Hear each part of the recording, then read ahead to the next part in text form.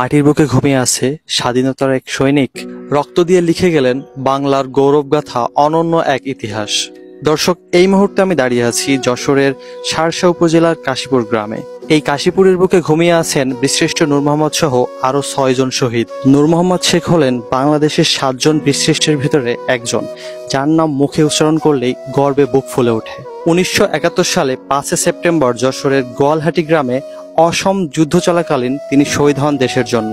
উনি এমন একজন যোদ্ধা ছিলেন যিনি দেশের জন্য নিজের শেষ নিঃশ্বাস পর্যন্ত রাইফেল হাতে যুদ্ধ করেছিলেন। উনি সহযোদ্ধাদের বাঁচাতে গিয়ে নিজেই শহীদ হয়ে যান। বীরেরা কখনো মরে না, তারা ইতিহাস হয়ে থাকে প্রজন্ম থেকে প্রজন্মে। এখানে যে 6 জন বীর ইতিহাস হয়ে আছেন তাদের নাম আমরা এখন জানবো।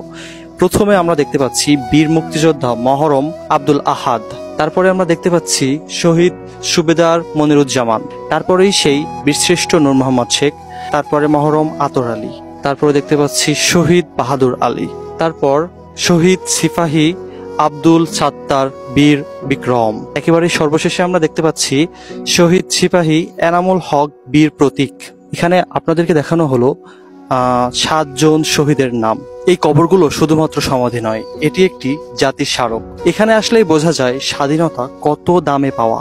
সালাম জানাই সকল শহীদ এবং বীরশ্রেষ্ঠদের প্রতি।